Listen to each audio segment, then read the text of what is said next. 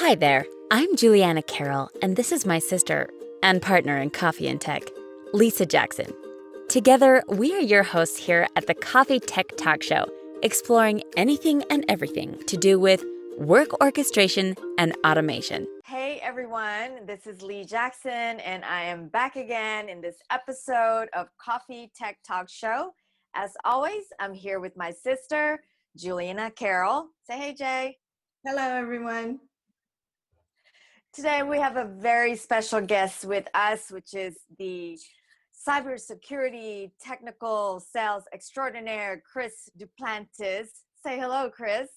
Hello. Hi, ladies. Wonderful to be Hi. here today. So we're going to explain what all that means. But before we do that, I want to remind everyone to please follow us on all of our social media sites.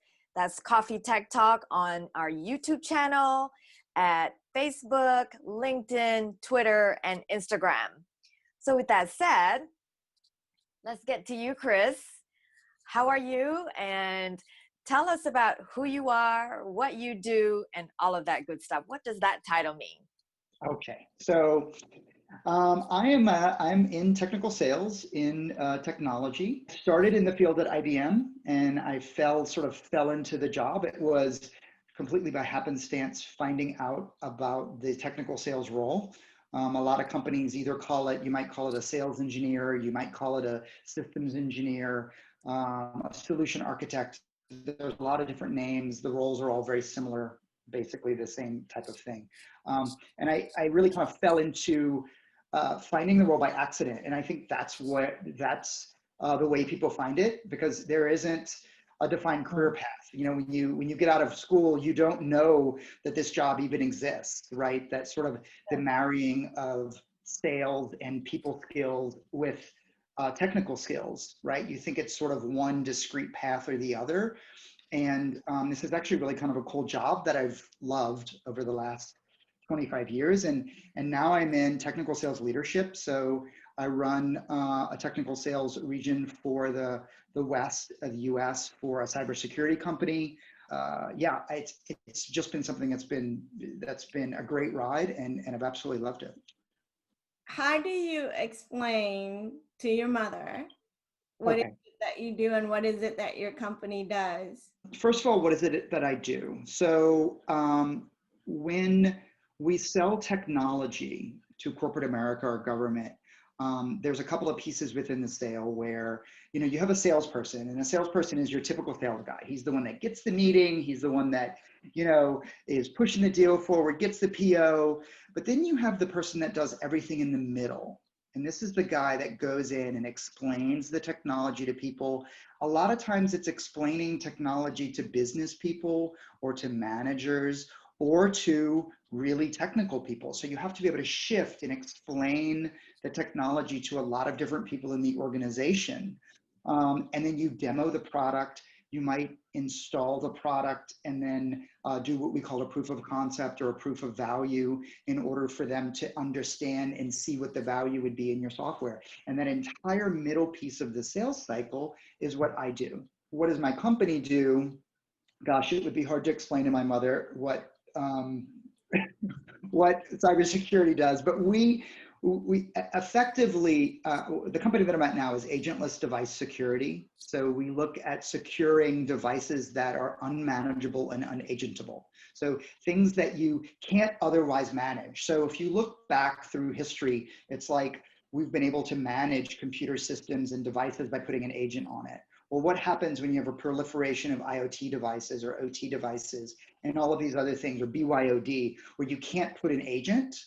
How do you manage it? How do you protect your infrastructure from those devices when they're on your network? Because those devices are specifically designed to connect to a network, but they don't have security in mind. There's no, that was really an afterthought. So bad actors use that as a pivot to get into networks. So how would I explain that to my mother, though? Because clearly she's not going to understand what I just said.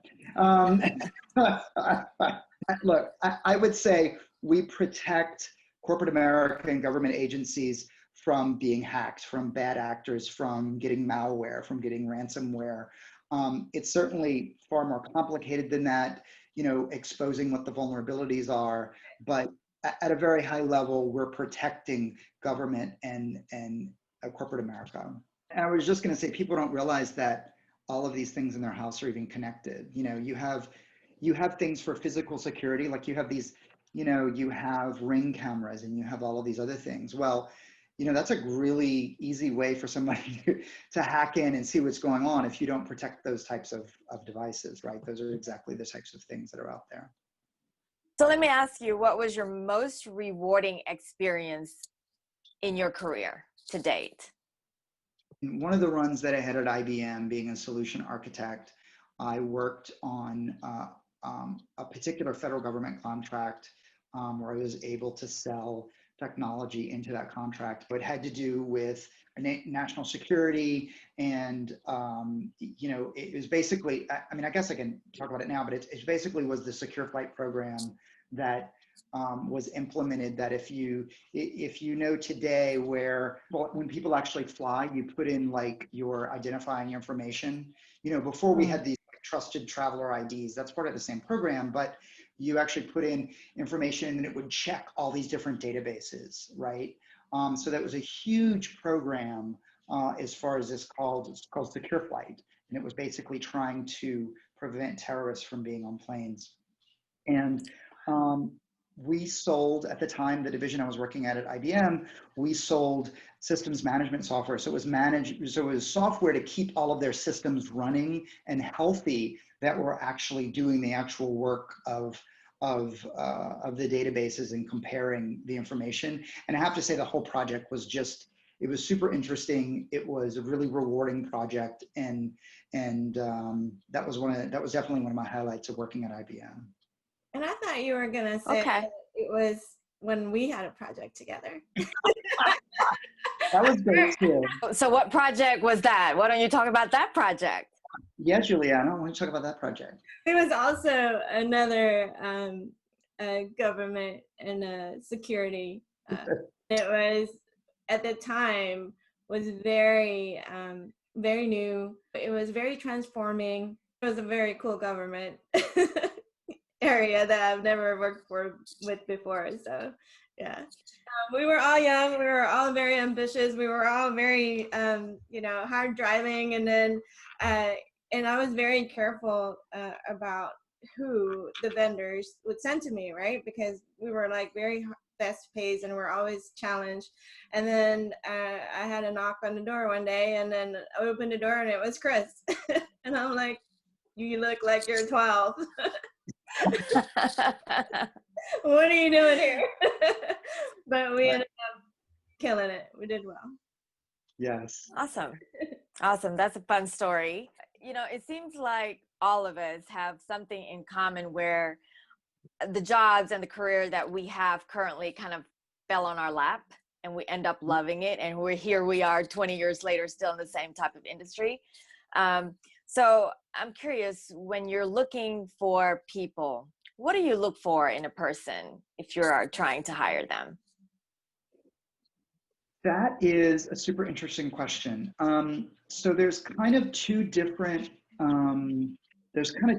directions that I go. So sometimes, you know, there's an entry level, right? So sometimes I'm fortunate enough that I might have a job rec for an entry level person, and that's and I say fortunate because the company has to be in the right life cycle sort of where they are, that they're ready to hire an entry person and sort of train them and build them up, as opposed to a lot of times a startup or a younger company is like, no, we need someone experienced. Therefore, that changes the demographic of who I get to hire entirely. But I find somebody that has, I mean, to be in technical sales, you're still in sales. They have to have the right personality. They have to be able to present. They have to have people skills. We have to be able to have a clear conversation, number one. I mean, right off the bat, right?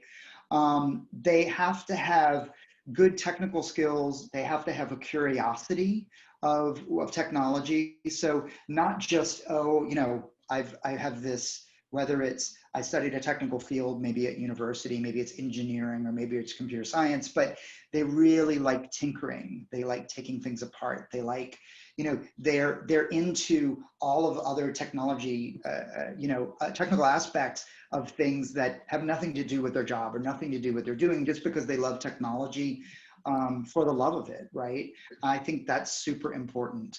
And then just, people that have some sort of business acumen and can really sort of understand business and understand the value of things that we're selling. And so we really kind of, and can explain that to a customer, right? This is the value of it, not just these are the feature function of it. So it's a little bit complicated. So you want to find that person that has a little bit of business, a little bit of a lot of technology, and the right personality.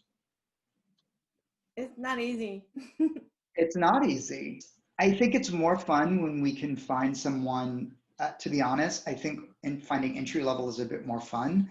I've had a couple of opportunities with, at the last company that I was at, they were a little bit further along in their life cycle as a company, not quite so startup-y. So I literally had a program where it was around, expanding diversity in technical sales. I mean, right now, especially in cybersecurity, if you look at technical sales, it is overwhelmingly men.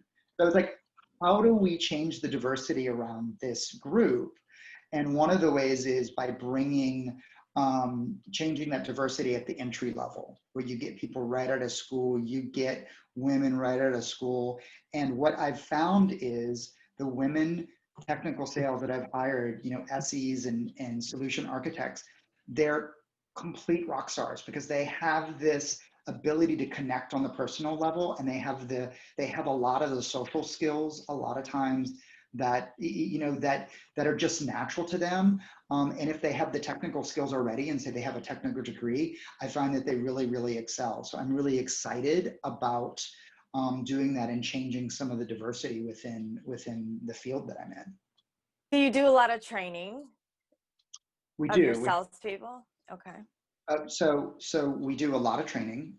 In technical sales, there's always a ramp up, because no matter what you have to train on the technology that you're selling. So at a minimum, I mean, even if you get someone that's in the same industry, maybe from a competitor, I mean, would be the easiest ramp up time there is, right? If I'd say, well, I'm going to go steal a technical resource from my competitor because they can hit the ground running a lot faster. I just have to explain our technology, our talk track, the differences. But there's still a ramp up time in the differences with the technology. If I start from the beginning, like if I bring an entry person, there's a really big ramp up. I mean, because you have to explain, it's everything from soft skills and presenting to demoing, and we have to do that even today. How do you demo the product? What are the things we need to talk about that are going to be most effective and resonate with customers? So there's a ton of enablement that actually happens in my job. That's every time I hire somebody. I want to ask you about the cybersecurity world. So I'm in the events and exhibit industry. So I go to a lot of trade shows. So I've been to RSNA, I've been to Black Hat. Those are two very, very big events that's centered around cybersecurity, and you see all these things. And how do you stand out? Because it seems like it's obviously growing exponentially, that industry. And also, what are some of the things that you see out there that you think are trending right now in the cybersecurity world? So it is. I mean, if you look at cybersecurity as a general field, it's definitely crowded, as I guess the best way to put it. There's every single space. There are a lot of competitors. I think it's an ever evolving space, which makes it really, really interesting. So there's always a little bit of the new kid on the block, that technology that's 1 or 2, 3 years old, that suddenly they're like, oh, I really need this. It's really relevant based on what's going on today. And that's constantly changing. If we look at the latest pivot, it's all around work from home. right? I mean, suddenly COVID hit, and what is everybody's like, well, before I was concentrating on what's going on my network, what, you know, what things are happening, what, you know, the on-prem servers, all of these other things. Now there's this huge pivot that just happened this year, and it's all around work from home workforce. So you have to sort of have the vision of either seeing these things coming or being able to react when they come, you know, when it changes. And in fact, I'm fortunate enough to work at a company right now that, you know, right when COVID hit, we made a pivot to, well, one of the things was we have to come up with a product that addresses security work from home, and how do we protect corporate data back, you know, back at the enterprise level when you have all of these people working from home and it's all these new vulnerabilities and it's these insecure networks. So it's that type of staying ahead of the game. It's staying ahead of the hackers and being modern and relevant in cybersecurity. The game changes pretty quickly. It's fast moving. So are there certain trends that you see that that's pretty cool out there as far as how to fight cybersecurity? There's a lot of niche spaces in how you're addressing it, whether you're addressing what are the vulnerabilities of devices, or whether you're addressing what are the vulnerabilities of my workforce, because that's always a huge vulnerability. It's down to, you know, a person, right? You know, there's different products that sort of address different aspects of those vulnerabilities, and we're always going to see that, where, you know, either bad actors are targeting people directly, right, through phishing and all of these other types of things, or malware, or they're targeting your corporate network. A lot of things based on, you know, there's a lot of corporate espionage right now. We see a lot of high-tech companies that, you know, we've found devices that, you know, a tablet that's sitting in a conference room, and that's supposed to just be managing, you know, the audiovisual equipment, and it's streaming data and video out to a foreign country. Wow. And it's because it's been exactly, and it's been hacked, and here you have this device sitting in your conference room where people are discussing your IP, and it's literally being stolen by foreign actors. I mean, these are the kinds of things that are going on today that you have to sort of stay one step ahead of. You know, I'm such a non-technical person. Right. And so this is like definitely a whole new challenging world for me, because I don't have a very techie brain. So earlier when you were saying, you know, what you look for in sales, everything you said was definitely who I am, except the part where you're tinkering and things like that. And I was like, okay, I don't like to tinker with anything. How did you get into it, Chris?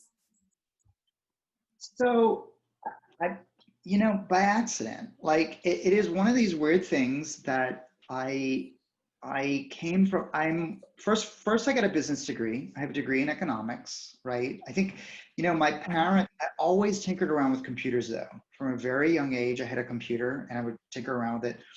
My parents wanted me to get a degree in computer science. So of course I wouldn't get a degree in computer science because my parents wanted me to. So I got a degree in economics instead, which I loved, and I love economics and I love business. And then, but I always still loved technology. And then I said, well, you know what? I think then I worked at like a concierge at a hotel for 3 years, which was a fun job because it's like you're always meeting people, you're talking to people, I have the right kind of personality for it, right? And you know, you're cute. It's kind of a fun thing. Then I went back to school. I got a degree in computer science from Tulane. And I thought, well, you know, maybe my parents were right. I probably should have got a degree in computer science. And then I started working as a Unix systems administrator for an oil company in New Orleans. And I worked at the oil company, you know, and it was a typical kind of Unix sysadmin job, which at the time was sort of the upper echelon of network work was Unix, right? It was considered, you know, you weren't like the guy doing Novell or something, you were the guy doing Unix. You know, it was sort of the highbrow thing. So I wound up moving to Washington, D.C., and I was looking for jobs in Washington, D.C., and a friend hooked me up with a recruiter. And she says, I have this job. It's a systems engineer job at a company called Tivoli, which is owned by IBM. It's technical sales. And I'm like, what is that? What is it, right? So I went and interviewed and talked to them, and they explained to me, and of course I'm asking them more like technical questions, right? Like, what's the product do? And what is it? Like, what is the job? Am I going to be installing it? I mean, like I really didn't get it at the time. And so they really had to take sort of a leap of faith in me that I would be able to sort of make this transition between post sales and being, working directly for a company and actually then selling a product from a technical standpoint. And they did, they did make that leap. And that was, I'll say, in 1997 is when I started, at Tivoli in this job. And it was by pure happenstance. And then as I'm doing the job, I just was like, wow, this is such a perfect job for me. I absolutely love it. I love the industry. I wish there was a way for kids coming out of college to know that this job existed and that we did a better job of recruiting directly from technical, people with technical degrees out of college, because I think it's like a hidden gem of a job. So now that you're in this position, if someone was to want to do what it is that you do, what do you suggest? How do they get around, how do they get about it? Yes.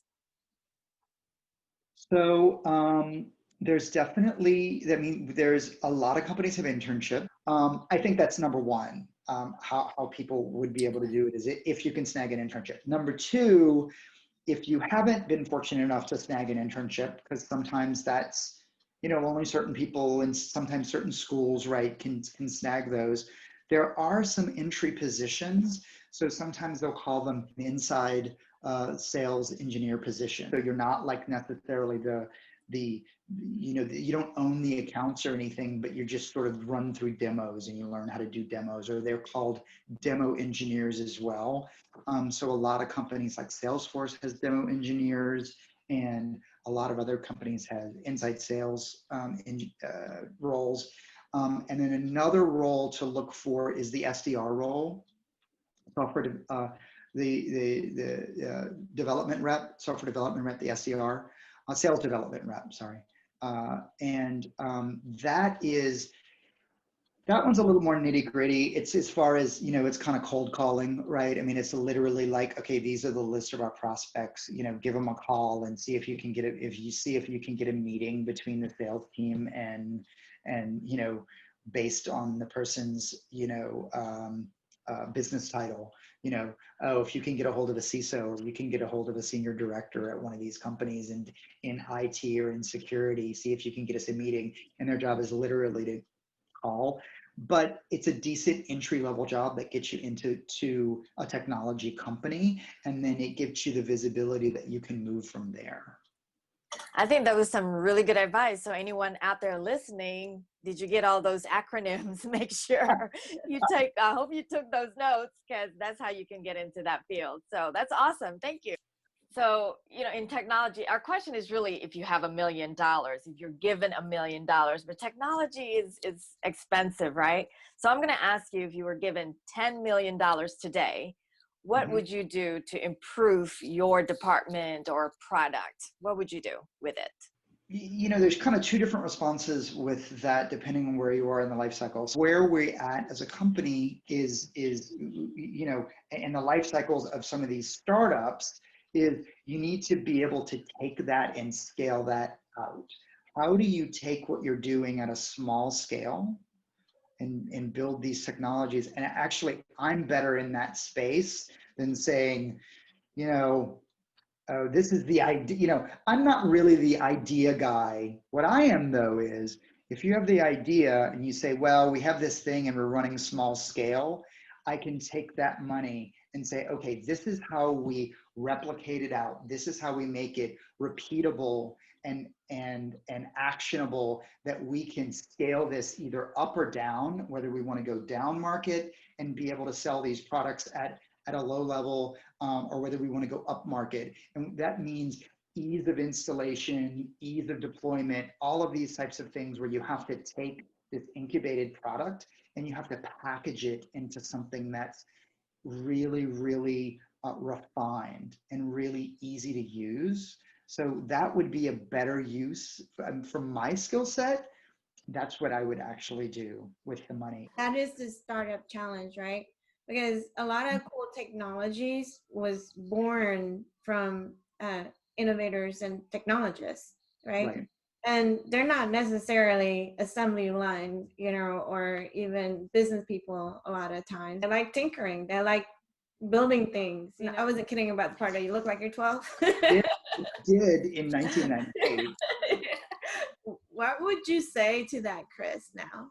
If you were to look in the mirror and then a young, you know, 25-year-old Chris appeared, what would you say to him? You know, I would change. The interesting thing is, if I look back on my career, right? If we're talking about it from a career standpoint, if I look back on my career, I loved the job so much that I wound up staying some places too long, right? I think one of the ways that we really grow is you go in and you do something and you make a difference. You grow yourself, you grow the company, you grow the technology, and you go on to the next thing. When I was that age, I wasn't that person. I really have had to work my way up to that. And I think that it was like, oh, I love this job so much. I'm just gonna, I'm gonna stay here a while, right? And I think my advice would be to move quicker, to move more, to take more risks with jobs and to take more risks in the industry than I took.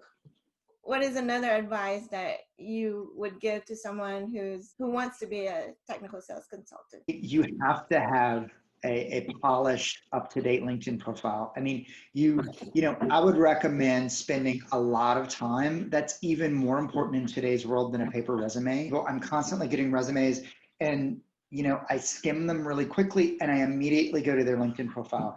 It is the one place that you need to have ship shape, and I would even recommend hiring somebody to help you and help you with keywords and all of those things that are necessary with searching in order to get that going, because that's where I hire from as far as finding out who a person is, and everybody that I know is from just freaked out.